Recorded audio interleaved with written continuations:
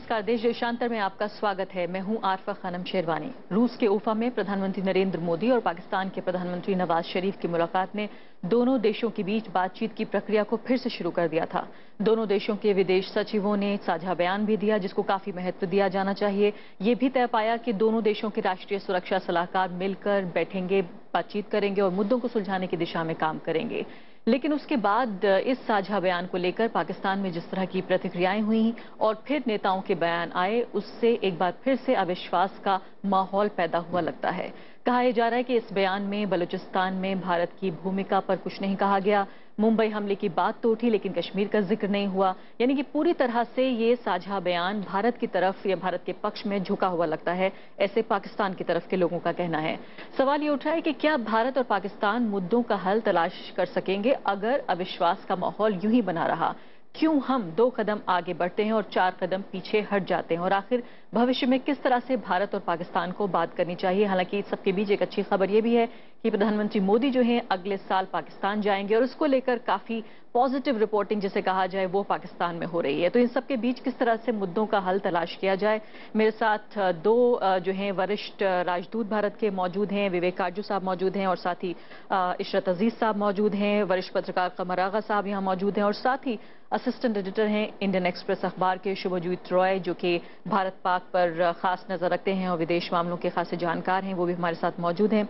सबसे पहले विवेक काजू जी ये बताइए कि आपसे जब पहले भी बात हो रही थी इसी शो में इसी मुद्दे पर, तो आपने हमें चेताया था कि बहुत ज्यादा अति उत्साह से काम नहीं लेना चाहिए। कहीं ना कहीं ऐसा लगता है कि वो सही सा साबित हो रहा है। पहले एक साझा बयान आया, बहुत अच्छे माहौल में बात हुई और उसके बाद जो बयान आ रहे हैं कि हमने तो कश्मीर भी उठाया था, हमने तो समझौता भी उठाया था। देखिए, साझा बयान तो अपनी जगह है, लेकिन उसका विश्लेषण जरूरी है। कुछ जो आशंकाएं पाकिस्तान में जताई जा रही हैं वो मुझे बेबुनियाद लगती हैं। हाँ, ये जरूर है कि जम्मू कश्मीर का जो मुद्दा है उसका जिक्र नहीं है, लेकिन डिप्लोमेटिक भाषा में जब ऑल आउटस्टैंडिंग इश्यूज किसी बयान में आता है तो उसमें जम्मू कश्मीर शामिल है।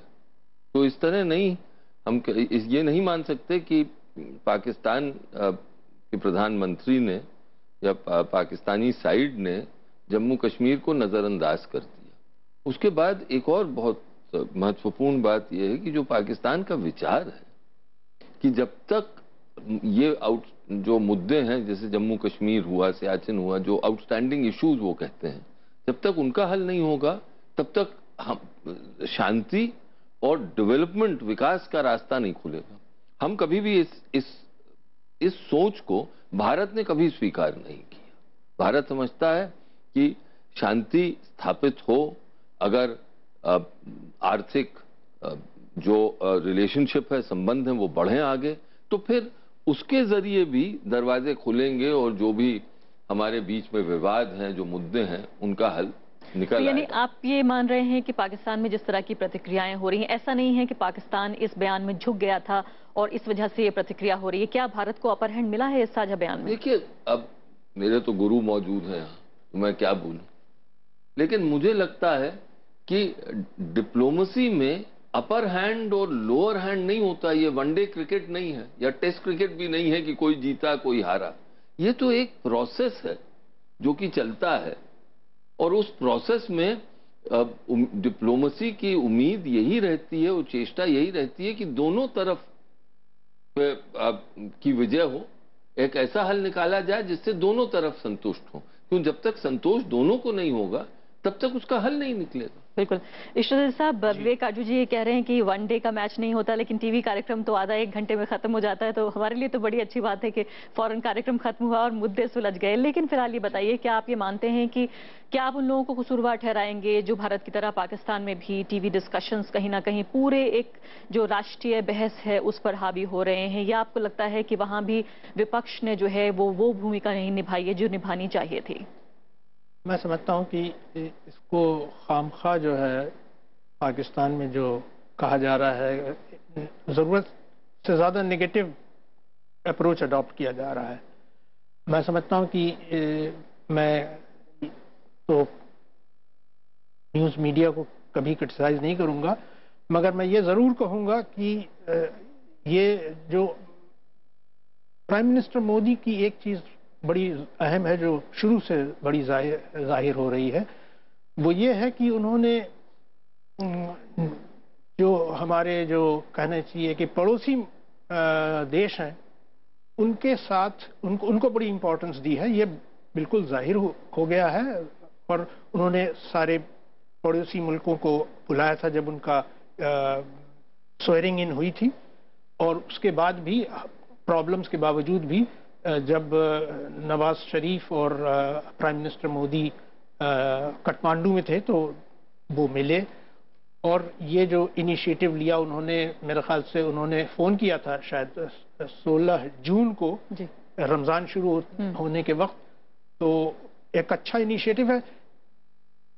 ये मौका ऐसा है कि चूंकि प्राइम मिनिस्टर मोदी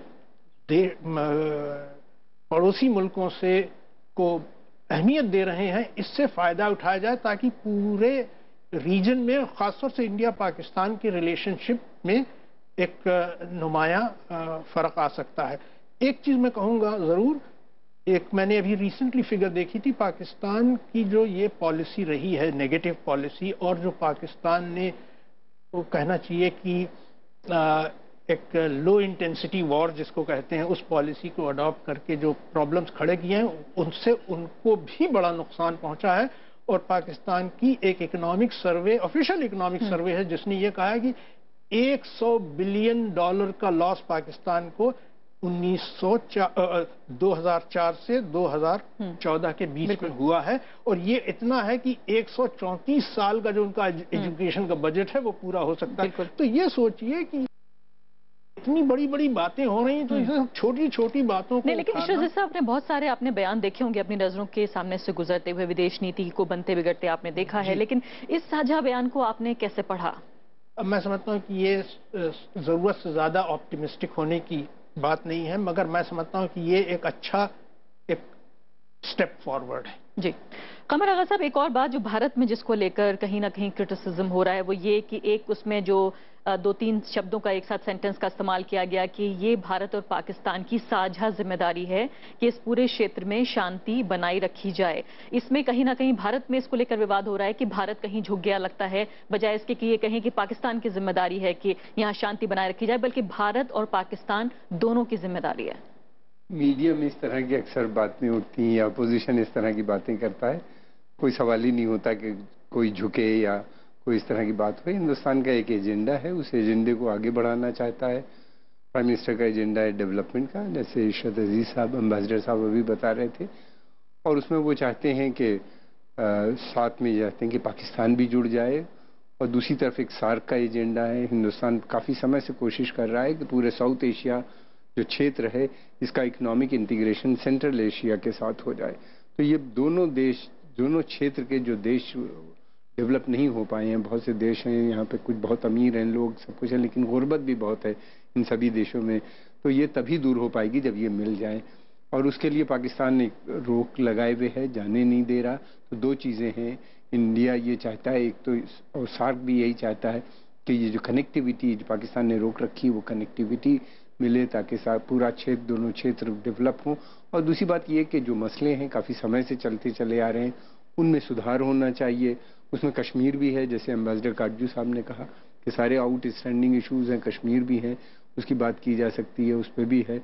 लेकिन मुश्किल यह है कि पाकिस्तान के अंदर पिछले कुछ समय से हम ये देख रहे हैं कि वहाँ की सिविलियन गवर्नमेंट तो ज़रूर चाहती है, लगता है कि चाहती है। नवाज शरीफ साहब बार बार कोशिश कर रहे हैं, 2 बार, एक बार वो स्वयं यहाँ पे आए, फिर वहाँ पे मिले भी वहाँ से, लेकिन वहाँ का जो मिलिट्री इस्टेब्लिशमेंट है, वहाँ की आर्मी सेना जो है वो बिल्कुल पक्ष में नहीं है कि भारत से किसी किस्म की दोस्ती हो। दूसरी तरफ एक चीज़ और भी है कि पाकिस्तान के ऊपर इस समय जब से चाइना का इन्फ्लुएंस लगातार बढ़ता चला जा रहा है, मुझको तो ऐसा लगता है कि जैसे अमेरिकन इन्फ्लुएंस थोड़ा कम हो रहा है।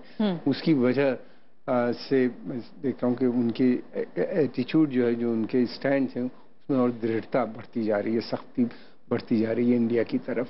ये एक चिंता का विषय मैं समझता हूँ। शुभजीत, आपके बहुत शानदार 2 रिपोर्ट्स इस दौरान हमने देखी हैं, जिसमें एक में आपने पूरा ये एक पर्दाफाश एक तरह से किया है कि कैसे ये भारत और पाकिस्तान के बीच जो है वो बातचीत की शुरुआत हुई, और उसमें मैं पूरी कहानी पढ़ रही थी कि आपने बताया है कि किस तरह से हुर्रियत कॉन्फ्रेंस की चूंकि लोगों को बुलाया हुआ था, इसलिए इफ्तार पार्टी कैंसिल की या हाई कमीशन ने। इसके अलावा ये बात बताई गई कि लखवी जेल से रिहा हुए हैं, लेकिन वो पब्लिकली कहीं नहीं देखे गए, कोई भाषण देते हुए नहीं सुना गया, और किस तरह से कोशिश ये की गई कि फूक फूक कर कदम रखे जाएं और कोई भी ऐसा ना लगे कि कोई गैर बराबरी वाला मामला है, दोनों एक ही पायदान पे आते हुए नजर आए। लेकिन उस सब के बावजूद भी जिस तरह की प्रतिक्रियाएं आई हैं वो वैसी नहीं लगती।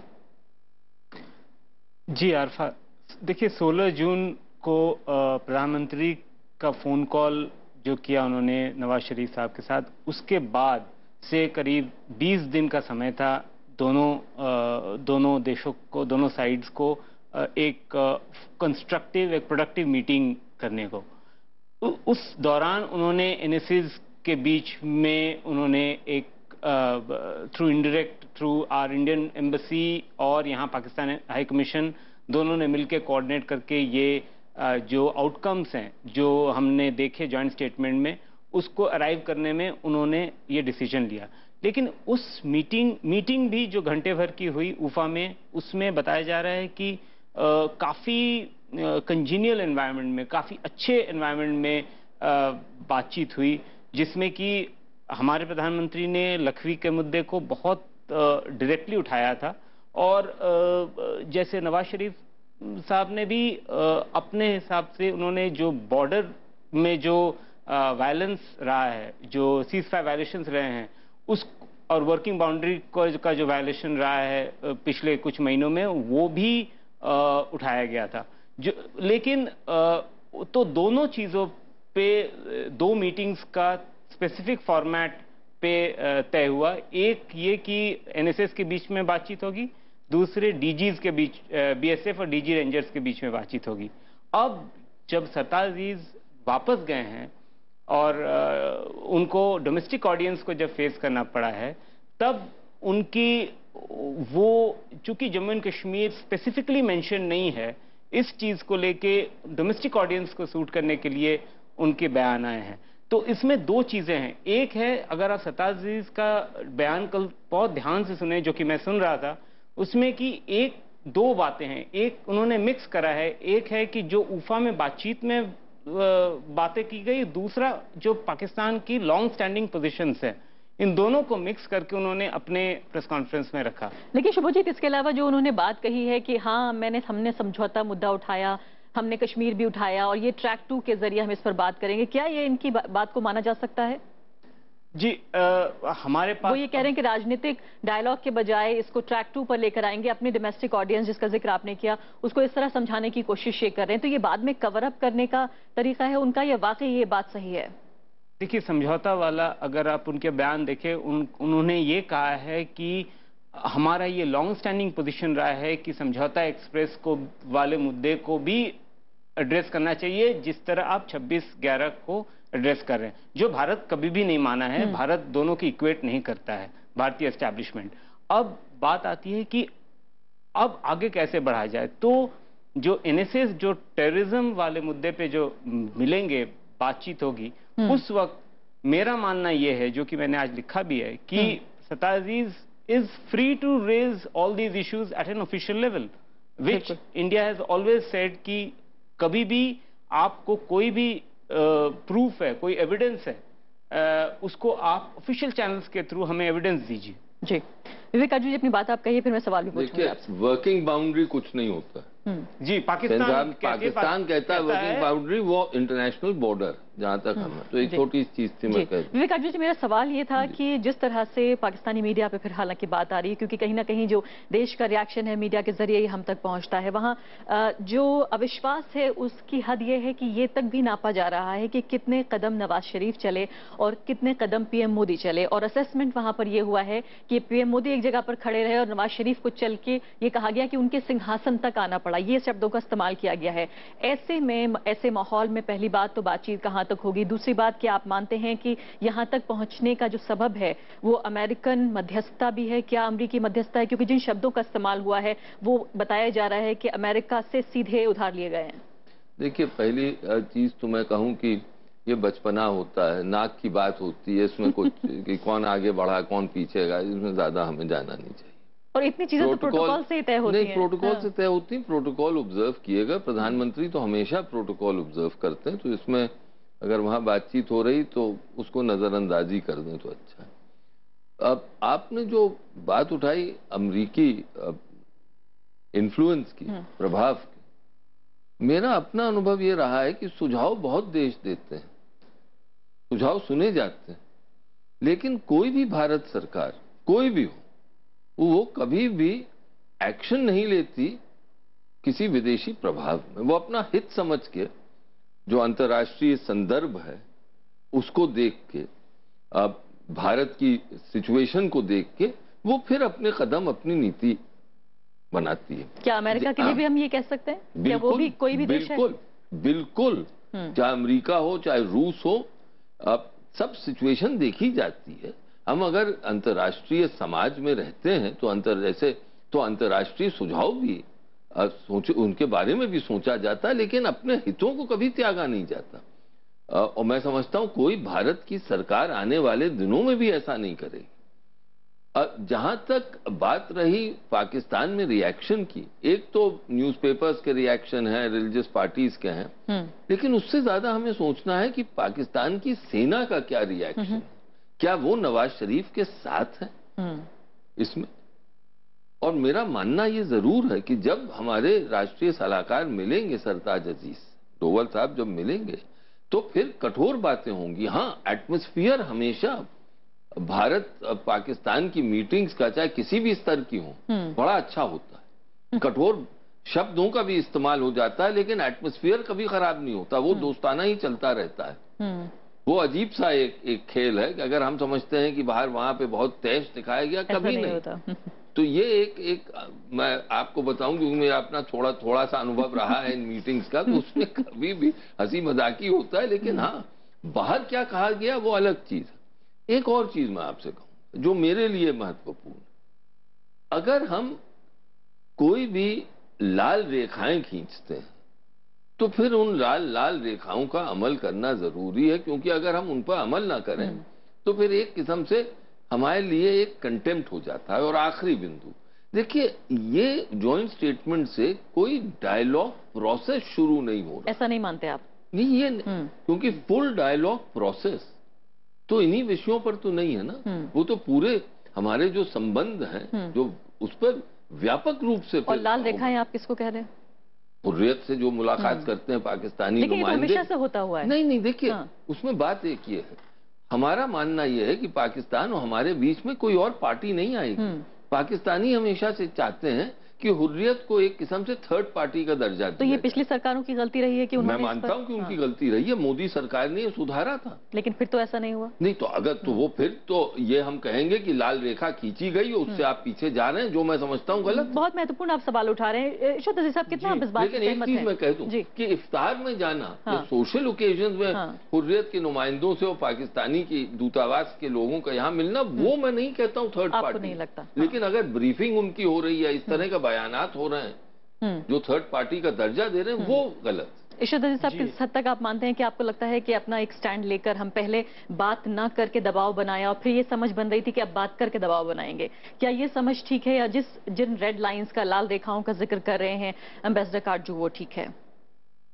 एक स्टैंड हम लेते हैं और फिर थोड़ा आगे बढ़ जाते हैं। लाल रेखा की बात तो ऐसी है कि रेखा खींचने से पहले बहुत सोचना चाहिए, क्योंकि एक बार खींच गई और उस पर आपने अमल नहीं किया तो बड़ी मुश्किल होती है, क्योंकि एक नेशन की क्रेडिबिलिटी की बात है। मैं इसमें ज्यादा इसको अहमियत नहीं दूंगा कि कहाँ लाल रेखा हमने खींची थी, कौन सी खींची थी, कौन सी लाल रेखा हम फॉलो कर रहे हैं, कौन सी नहीं कर रहे हैं। मैं कुछ दूसरे ही तरीके से इसको देखता हूँ। छोटी छोटी बातों का जिक्र है, मगर हम ये भूल रहे हैं कि इंडिया की और पाकिस्तान की पॉपुलेशन 1.5 बिलियन है, उसके फ्यूचर का सवाल है। तो मैं समझता हूं कि प्राइम मिनिस्टर मोदी का इस मामले में एक विजन जरूर है नेबर्स के साथ, क्योंकि जब तक कि नेबर्स में ताल्लुकात अच्छे नहीं होंगे पूरा रीजन आगे नहीं बढ़ सकता, और इस रीजन के किसी कंट्री की बाहर क्रेडिबिलिटी और स्टैंडिंग पूरी नहीं हो सकती। यानी जो स्टेचर होना चाहिए वो तभी होगा, हमारा भी या किसी और हमारे नेबर का, जब हम लोगों के आपस के ताल्लुकात ठीक होंगे।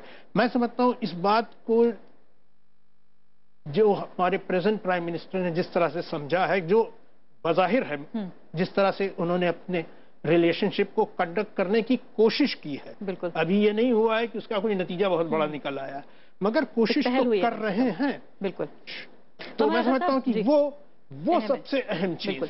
अरशद रज़ा साहब कह रहे हैं कि वो लाल रेखाओं को नहीं मानते। अब तक हम बात कर रहे थे कि किस तरह से रिएक्ट कर रहे हैं पाकिस्तानी नेता और मीडिया एक्सपर्ट्स, लेकिन यहाँ 3 महत्वपूर्ण नेताओं के, मंत्रियों के बयान हैं हमारी सरकार के। उनमें से सुषमा स्वराज ने पहले शुरुआत की, उन्होंने कहा कि अगर पाकिस्तान आतंकवाद और हिंसा का दामन नहीं छोड़ेगा तो हम बातचीत नहीं करेंगे। उसके बाद डिफेंस मिनिस्टर का बयान आया कि आतंकवादियों का मुकाबला हम आतंकवादियों से करेंगे। उसके बाद एक और मंत्री का बयान आया कि हम जब चाहेंगे अपनी मर्जी से अपनी चॉइस की जगह पर हमला करेंगे। तो ये जिस तरह के बयान हैं और जिस विजन का जिक्र कर रहे हैं अभी इशरत अजीज साहब, इसमें आपको क्या फर्क नजर आता है, कॉन्ट्रडिक्शन नजर आता है? नहीं, मुझे ऐसा नहीं लगता। ये इसलिए कहे गए हैं, स्टेटमेंट किसी संदर्भ में उन्हीं ने कहा होगा कि अगर पाकिस्तान का सीमा रेखा का उल्लंघन होगा तो गवर्नमेंट ऑफ इंडिया भी, यानी हमारी सीमा सुरक्षा बल जो है वो उसका जवाब देंगे उस तरीके से। या डिफेंस मिनिस्टर ने ये का जो स्टेटमेंट, तो किसी न किसी संदर्भ में उन्हीं ने ये जवाब दिए हैं और ऐसा होता है। पाकिस्तान, हिंदुस्तान हमेशा इस तरह से बैठा नहीं रहेगा, बल्कि उसको उसका जवाब दिया जाएगा। दूसरी बात ये कि अगर हुर्रियत को इन्वॉल्व करता है पाकिस्तान, मैं समझता हूँ कश्मीर के लिए या हिंदुस्तान के किसी मामले में कोई उससे मदद नहीं मिलेगी, बल्कि जो उसकी वजह से और कॉम्प्लिकेटेड मामला में और कॉम्प्लिकेशन बढ़ जाता है और उससे कोई फायदा नहीं हो रहा बातचीत का या किसी भी चीज का, और हुर्रियत की वजह से ही एक प्रॉब्लम बनी हुई है कश्मीर के अंदर। दूसरी चीज, एक चीज मैं और कहना चाह रहा था, सेना के स्टेट का क्या रवैया होगा। देखिए, 1-2-3 चीजें हैं जिससे ऐसा लगता है कि उनका वो खुश नहीं है इस बातचीत से। पहली बात तो ये कि जिस जमाने में बातचीत हो रही थी, जैसे ही ये तय हुआ कि बातचीत होगी, सीमा रेखा का उल्लंघन शुरू हो गया। फिर उसके बाद डिफेंस मिनिस्टर की जो वार्निंग और थ्रेट जो उन्होंने दिया कि वो न्यूक्लियर वेपन तक की उन्होंने बात कर ली, तो मैं समझता हूँ कि वो सारे स्टेटमेंट जो दिए गए थे या तो सेना के को खुश करने के लिए दिए गए थे, या सेना ने उनको रोका भी नहीं, कोई इस तरह का स्टेटमेंट उसके बाद भी नहीं आया। तो वहाँ की सेना अध्यक्ष या सेना के जो बड़े वरिष्ठ ऑफिसर या उनके मिनिस्टर्स के, जिस आपको नहीं लगता कि वो बहुत संतुष्ट हैं? बहुत संतुष्ट नहीं नजर आते। आखिर मेरे पास 2 मिनट बचे हैं। जी, मैं आपसे एक सवाल जरूर पूछना चाहूंगी कि ये भी इस बात पे भी चर्चा हो रही है कि जिस स्तर की बातचीत तय हुई है कि जिन जिन अधिकारियों के बीच बातचीत होगी, उससे सीधे तौर पर यह पता चलता है कि सुरक्षा के मुद्दों पर ही बात हो रही है, राजनीति को नहीं छुआ जा रहा है। यही मैंने आपसे अर्ज किया कि पूरा डायलॉग प्रोसेस अभी शुरू नहीं हुआ है। जो महत्वपूर्ण विषय हमारे लिए हैं, और यानी आतंकवाद और फिर सीमा पर शांति बनी रहे, जो कि पाकिस्तान के लिए भी था, उस पर होगी। सेना का एक मैं वाक्य कह दूं, पाकिस्तानी सेना भारत को इटर्नल थ्रेट के रूप में देखती है। वो कहती है कि भारत परमानेंट शत्रु है, इसमें कोई बदलाव नहीं आएगा।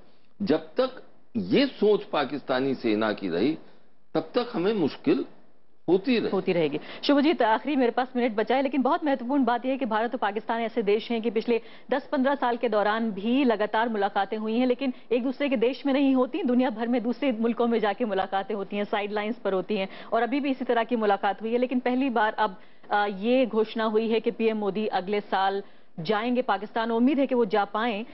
इसको लेकर काफी गुडविल वहां पर देखी जा रही है पाकिस्तानी मीडिया में। जी, अभी 1 साल या 1.25 साल रहता है जब मोदी जी जाएंगे वहां पे पाकिस्तान। उससे पहले ये बहुत इम्पोर्टेंट था कि बातचीत की शुरुआत हो किसी न किसी फॉर्म पे। तो NSA के बीच में बातचीत, फिर बॉर्डर सिक्योरिटी फोर्सेस के बीच में बातचीत, और फिर अगर इन सब मुद्दों में थोड़ा भी कुछ भी प्रोग्रेस हुआ तो फिर गुंजाइश है कि आगे भी और भी मुद्दों पे बातचीत हो सकती है, ताकि बाद में जब प्राइम मिनिस्टर जाएं इस्लामाबाद सार्क समिट के लिए, तब फिर उनके पास कोई प्रोडक्टिव आउटकम्स बायलैटरली दिखाने के लिए हों, ये बहुत बड़ा एक मुद्दा हो सकता है। जी, लेकिन जिस तरह से एससीओ में लेकर बात हो रही है कि अभी तक जो रोल एक तरह से अमेरिका अदा करता रहा है, कहीं ना कहीं वो अब चीन और रूस को मिल रहा है, आप इस बात से सहमत हैं कि क्या वाकई ये जो एक प्रभाव है, ये भी नजर आ रहा है कि चीन का लगातार जो एक प्रभाव पाकिस्तान की फॉरेन पॉलिसी पे नजर आ रहा है, वो भी वजह है कि 2 कदम वहां से भी आगे बढ़ रहे हैं? जी, एक बहुत छोटा सा इसमें फैक्टॉइड ये है कि प्रधानमंत्री मोदी और नवाज शरीफ की मुलाकात के ठीक बाद नवाज शरीफ की मुलाकात शी जिनपिंग की थी, वहीं पर ही उसी वेन्यू में। तो जाहिर सी बात है, एक बहुत ही because Pakistan China all weather friends मानते हैं एक दूसरे को, तो इस वजह से उनका इम्पैक्ट एक दूसरे के पॉलिसीज पे बहुत ज्यादा होता है, जो कि हमने पिछले दिनों भी देखा है, जब यूएन में भी ये देखा गया है, जब लखवी के लिस्टिंग के बारे में जब मुद्दा आया था तब भी ये देखा गया है। तो ये मुद्दा भारत को के सामने चुनौती है और ये देखना पड़ेगा किस तरह से इंटरनेशनली हम इसको रिजॉल्व कर सकते हैं। आखिरी वाक्य। क्या शुभजीत ये कह रहे हैं कि प्रधानमंत्री सार्क दौरे के साथ साथ द्विपक्षीय यात्रा भी करना चाहते हैं पाकिस्तान की? जी, ये सोच चल रही है। ये बात सच है कि इसको लेकर एक उलझन है कि क्या वाकई वो सार्क में हिस्सा लेने के लिए जा रहे हैं, क्योंकि कहीं ना कहीं खबरें जब आधी अधूरी आती हैं कि मोदी जाएंगे पाकिस्तान, तो क्या वो सार्क में हिस्सा लेने जा रहे हैं या बाकायदा इसको द्विपक्षीय बातचीत माना जाएगा?